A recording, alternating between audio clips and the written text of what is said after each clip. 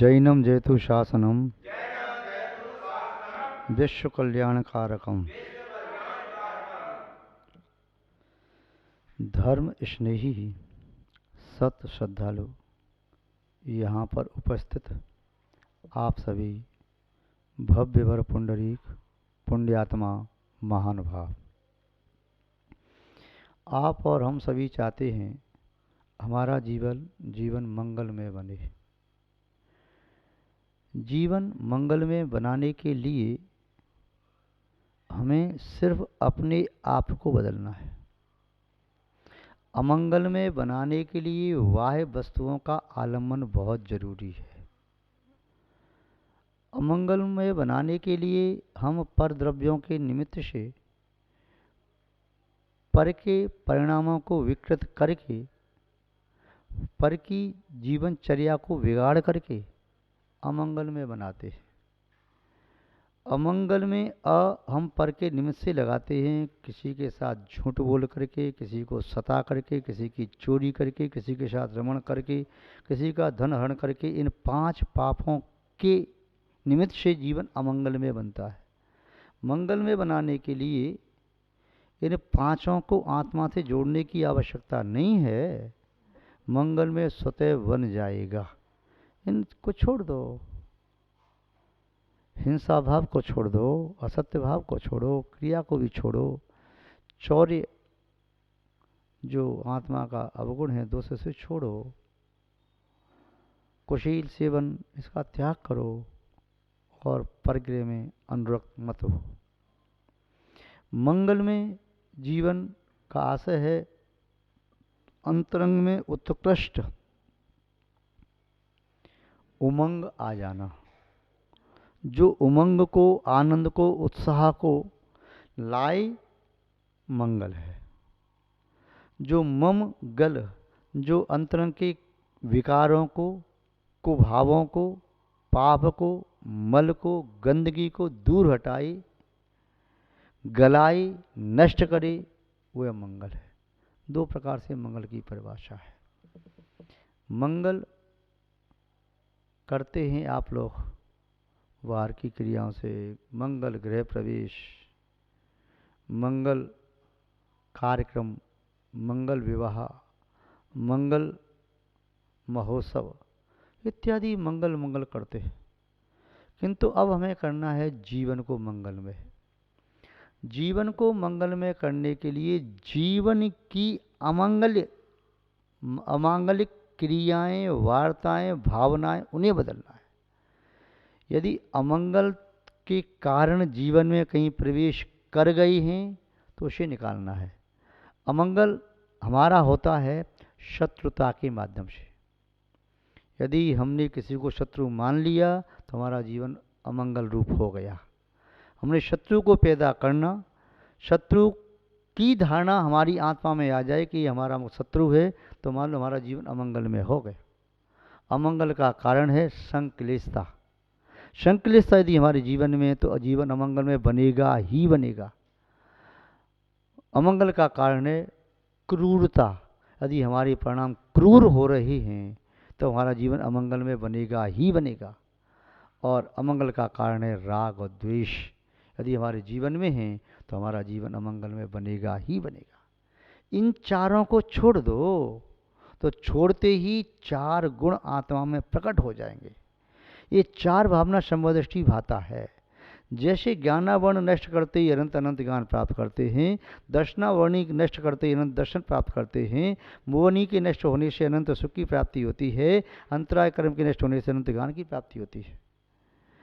अंधकार के नष्ट होते ही जैसे प्रकाश आता है, दुख के नष्ट होने से सुख आता है, अज्ञानता के नष्ट होने से ज्ञान आता है, ऐसे ही इन 4 दुर्भावनाओं से नष्ट होने से सुभावनाओं का जन्म होता है।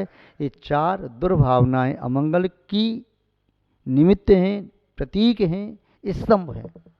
और 4 ये सुभावना जीवन को मंगल में बनाने वाली हैं। ये 4 भावना पर्याप्त हैं। 3 से काम चलेगा नहीं और 5वीं किसी भावना की आवश्यकता नहीं है। ऐसा हम समझते हैं। ये चारों भावना हैं, 4 अनुयोगों का सार है। वैदिक परंपरा के 4 वेदों का सार है। किसी तीर्थ की यात्रा करने वाले व्यक्ति के लिए चारों धामों की यात्रा का सार है। शंभेश्वर जी, गिरनार जी, चंपापुर, बाबापुर और कहें तो अष्टापद, ये 5 तीर्थ क्षेत्र हैं। वैसे अपना 700 से क्षेत्र शंभेश्वर जी है। वैदिक परंपरा में 4 क्षेत्र अलग माने हैं। तो ये से मान के चलिए, ये 4 भावनाएं हमारे संपूर्ण जीवन को परिवर्तित कर देती है। कौन कौन सी 4 भावनाएं हैं? पहली भावना है मैत्री भावना, दूसरी भावना है प्रमोद भावना, तीसरी भावना है कारुण्य भावना और चौथी भावना है माध्यस्थ भावना। हम ऐसा भी समझ सकते हैं, मैत्री भावना की आवश्यकता सबसे पहले बचपन से होती है। सबके प्रति मैत्री के परिणाम का संस्कार आत्मा में जन्म ले गया, तब निस्संदेह आपका जीवन बहुत आवश्यक हो गया। फिर जैसी यौवन अवस्था को प्राप्त होते हैं तो फिर आप खुद को देख करके नहीं, अपितु तो अपने से पूज्य पुरुषों को देख करके प्रमोदित हो जाइए। खुद की उपलब्धि पर हंसना, प्रमोदित होना, आनंद लेना, ये अहंकार हो सकता है। किंतु जिन्होंने उपलब्धि की है, उन अपने से पूज्य बड़ों के देखने से आनंद आना, ये यौवन में बहुत आवश्यक है। प्रमोद भावना, प्रमोद में, यौवन अवस्था में प्रमोद भाव कम आ पाता है, अहंकार ज़्यादा आ जाता है। बाल्य अवस्था में मैत्री कम आ पाती है, वैर विरोध ज़्यादा हो जाता है, ये मेरा लड़ता उसे लड़ता है। प्रौढ़ अवस्था में करुणा कम आती है, करुणा के स्थान पर संक्लिष्टता ज़्यादा बनती है। घर में, परिवार में स्त्री है, बच्चे हैं, भाई हैं, सब में झगड़ा होता है, तो करुणा ना करके कभी संक्लिष्टता बनती, क्रूरता आती है। और वृद्ध अवस्था में फिर माध्यस्थ भाव कम हो पाता है, राग द्वेष रहता है। जिसने मेरे लिए ज़िंदगी भर अच्छा किया, अब वह मुझसे छूटे नहीं। जिसने ज़िंदगी भर मुझे परेशान किया, तबाह कर दिया, मैं उसे छोड़ूंगा नहीं, ये द्वेष की भावना रहती है। इसलिए बाल्य अवस्था से मैत्री के संस्कार अनिवार्य रूप से होना चाहिए, जीवन सफल बनाना है तो। यौवन अवस्था में प्रमोद भाव रहो, हंसते खेलते रहो, कोई बात को माइंड में मत लो। प्रौढ़ अवस्था में करुणा से भर जाओ करुणा से। सामने वाला यदि दृश्य भी दिखाई देता है, कहीं कोई चित्र चल रहा है, चलचित्र चल रहे हैं, उसमें कोई दृश्य दिखाई दे जाए तो प्रौढ़ की आंखें गीली हो जाना चाहिए। यदि बालक की आंखें गीली हो गई तो बहुत बड़ी बात नहीं है। प्रौढ़ की आंखें, जिसने जीवन में बहुत बसंत देखे हैं और जीवन में बहुतों के अंत देखे हैं, और अपने वृद्ध अवस्था में जो मरते मरते अपनी मुट्ठी भी नहीं खोल रहा है, बस मैं छोड़ूंगा नहीं, बस इसको मैं छोड़, एक मुट्ठी तो इसलिए बांधा है कि जो मुट्ठी में इसे नहीं छोड़ूंगा, और दूसरी मुट्ठी बांधता है मैं इसे नहीं छोड़ूंगा, इसने मुझे परेशान किया। राग द्वेष बहुत होते हैं। अब छोड़ के इसलिए चौथे नंबर पर रखी माध्यस्थ भावना। अब थोड़ा देख लें, मैत्री का आशय यहाँ क्या, प्रमोद का आशय क्या, करुणा का आशय क्या, और माध्यस्थ भाव का आशय क्या। आचार्य भगवान पूज्यपाद स्वामी जी ने श्रवा सिद्धि में लिखा है, परेशान दुखानुत्पत्ति विलासा मैत्री। दूसरों के जीवन में दुख अनुत्पत्ति, दुखों का उत्पन्न न होना, ऐसी भावना। हे भगवान, संसार में कोई प्राणी दुखी न रहे, कोई दुखी न रहे, कोई दुखी न रहे। हे भगवान, संसार के सब प्राणी सुखी रहें, सबके दुख नष्ट हो जाएं, सबके दुख नष्ट हो जाएं। रात्रि में नींद नहीं आती है। कई बार साधु पुरुषों को हम देखते हैं, वे आंख बंद करके ध्यान लगा रहे हैं, मैत्री भावना भा रहे हैं, भगवान संसार के सब जीव सुखी हों, कोई दुखी न हो। वर्तमान काल में देखते हैं लोगों को, कोई दुखी है, कोई तन दुखी, कोई मन दुखी, कोई धन दुखी दिखे। संसार में सुख सर्वदानी काहू को दिखे, किंतु हम संसार के सभी प्राणियों की सुख की भावना भा सकते हैं। संसार के सभी प्राणियों को सुखी कर पाना असंभव है, किंतु एक उपाय है जिसे संसार के सभी प्राणियों को सुखी हम देख सकते हैं, वह है मैत्री भावना। अपनी भावनाओं से हम कल्पना कर सकते हैं, संसार के सब जीव सुखी हो गए, अब कोई दुखी नहीं है। अपनी भावनाओं से सबको सुखी देखो, दुखी मत देखो, बस सुखी देखो। दूसरों के जीवन में दुख की उत्पत्ति न हो, वह भावना भरें, सब सुखी हों, सब सुखी हों, सदा संसार में सुख हो। आप लोग मेरी भावनाओं में पढ़ते हैं मैत्री भाव जगत में मेरा, सब जीवों से नित्य रहे। मैत्री भाव जगत में मेरा सब जीवों से नित्य रहे। सब जीवों के प्रति, एक जीव के प्रति नहीं। आपसे कोई पूछे आपके मित्र कौन कौन थे, मैं किसका नाम बताऊं? जो तुम्हारे थे उसका नाम बता दो। सही बात तो ये है कि मैंने कोई विशेष व्यक्ति को मित्र माना ही नहीं, मतलब तुम्हारा कोई मित्र नहीं था, ये ऐसा नहीं है। फिर मैं तो संसार के प्रत्येक प्राणी को अपना मित्र मानता हूँ। संसार का प्रत्येक प्राणी मेरा मित्र है। मैं संसार के प्रत्येक प्राणी के दुख को दूर करने की भावना रखता हूँ, केवल एक अपने मित्र के दुख के दूर करने की भावना नहीं।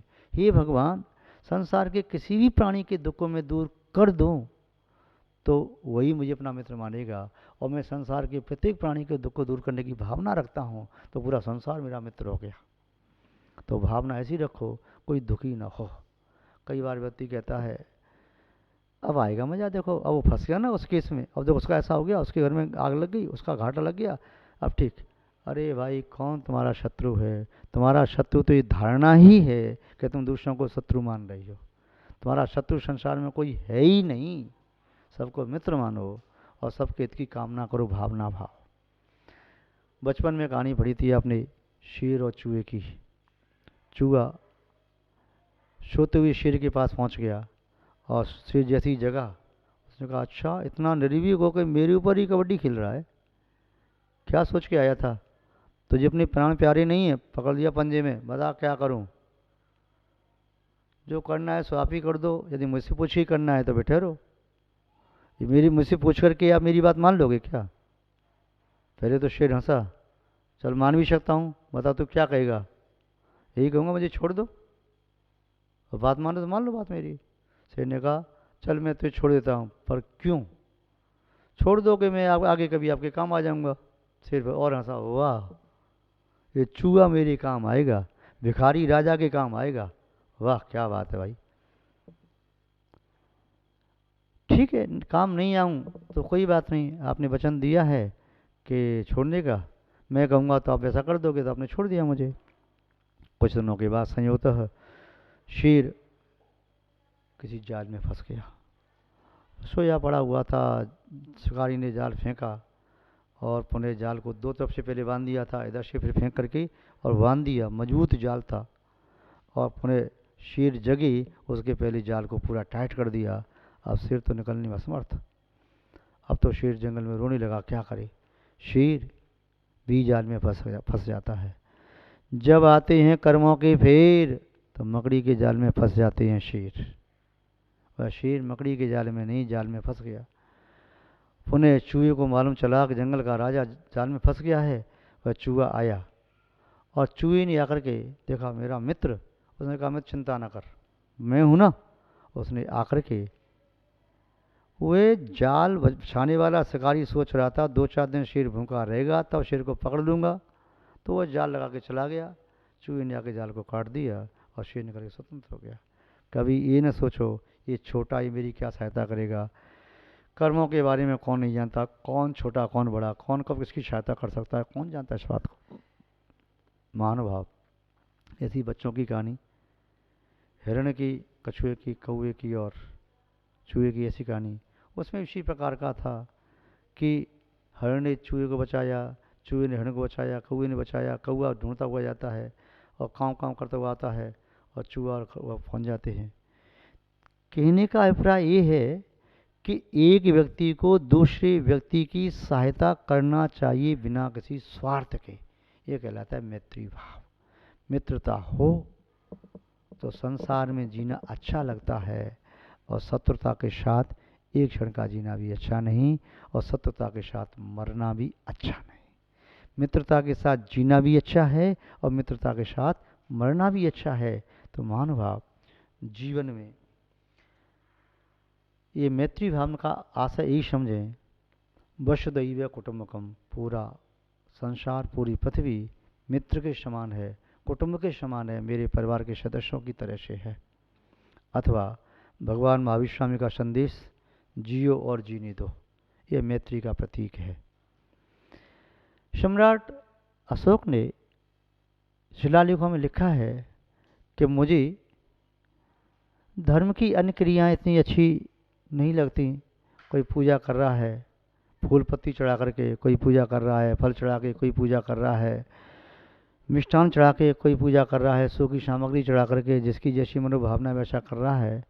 किंतु मैं तो ऐसा मानता हूँ कि जो मैत्री भावना है, जो जियो और जीने दो का संदेश है, ये मेरे अंतर को छू गया। संसार में इससे बड़ा धर्म कुछ और है ही नहीं। महानुभाव। इसके उपरांत आता है प्रमोद भावना। प्रमोद भावना का अर्थ होता है गुड़ीजनों को देख करके आनंद, चेहरे पर प्रसन्नता आ जाए, चेहरे पर ऐसी चमक आ जाए, किसी गुड़ीजनों को देख के, धर्मात्मा को देख करके, किसी सज्जन पुरुष को देख करके, तब वे निसंदेह समझना चाहिए ये प्रमोद भावना से युक्त है। गुड़ीजनों को देख हृदय में मेरी प्रेम उमड़ आवे। अंदर से प्रेम उमड़ता है, अंदर से उमड़ता है। जैसे सावन के महीने में बादल घूमड़ उमड़ के आते हैं, ऐसे ही धर्मात्मा को देख करके अंदर से प्रेम उमड़ता है। जैसे चंद्रमा की कलाएं बढ़ते हुए देख करके, चंद्रमा पूर्णमासी का होता है तो समुद्र के पानी में लहरें उठती हैं, उमड़ के आता है। ऐसे ही एक पुत्र के मन में अपनी माँ को देख करके अंदर से माँ के प्रति अनुराग जागृत होता है, और माँ के मन में पुत्र को देख करके होता है। महानुभाव। धर्मात्मा व्यक्ति का कर्तव्य है मुख प्रसन्न विमला च दृष्टि गुणानुरागो मधुरा च वाणी। मुख प्रसन्न हो, दृष्टि निर्मल हो, मुख प्रसन्न विमला च दृष्टि गुणानुराग हो, गुणों के प्रति अनुराग हो, मधुरा च वाणी, और मधुर वाणी उसकी हो। इस प्रकार गुणों के प्रति जो ध्यान रखता है वह गुणों की पूजा करता है। वह जहाँ गुणों की पूजा होती है, गुणों की पूजा स्वतः ही हो जाती है। अपने नाम को मत चमकाओ, अपने काम को चमकाओ। जिसका नाम चमकता है उसका नाम बदनामी हो सकता है, लेकिन जिसका काम चमकता है, नाम कैसा भी हो किंतु वह प्रसिद्ध हो जाता है। और तीसरा गुण है कारुण्य भाव। दीनानुग्रह भावा कारुण्यम। दीन प्राणियों के प्रति अनुग्रह का भाव, दया का भाव, वात्सल का भाव, करुणा का भाव, उपकार का भाव, यह करुणा भाव है। दीन दुखी जीवों को देख करके मन में एक दया का स्रोत फूट पड़े।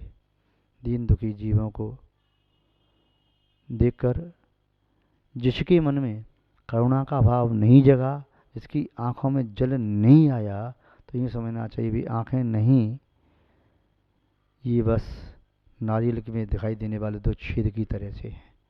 और जिसकी आंखों में करुणा का जल छलकता रहता है, निस्संदेह धर्मात्मा की आंखें होती हैं। और चौथा गुण का है माध्यस्थ भाव। माध्यस्थ का भाव होता है राग द्वेष पूर्वकम पक्षपात अभावो माध्यस्थ। राग द्वेष को पैदा करने वाले उस पक्षपात का अभाव हो जाना, ये माध्यस्थ भाव है। जब भी कोई व्यक्ति अपनी गाड़ी चलाता है, बैलेंस इधर भी नहीं जाता, इधर भी नहीं, बीच में से ले जाता है, नट रस्सी पर बीच में जाता है बांस की बैलेंस बना करके। ऐसे समय भी अपना जीवन बैलेंस बनाना है। इधर गई तो राग द्वेष की दलदल है, इधर गई तो राग का जल है। राग के जल में व्यक्ति डूब जाता है, दिखाई नहीं देता, द्वेष की दलदल में दिखाई तो देता है पर निकलना मुश्किल है। तो महान भाव राग द्वेष दोनों ही खतरनाक हैं। मध्यस्थ भाव आत्मा के ऊपर जमी इस रज को, इस धूल को, इस पाप कर्मों को दूर करने में समर्थ है। तो वैराग्य भाव मध्यस्थ भाव है। आपके जीवन में भी चारों भाव प्रादुर्भूत हों, मैत्री, प्रमोद, कारुण्य और माध्यस्थ, ऐसी हम भावना भाते हैं। इसी के साथ शब्द श्रृंखला को विराम देते हैं। जय बोले श्री शांतनाथ भगवान की। पूज्य आचार्य गुरुदेव श्री विद्यानंद जी महाराज की।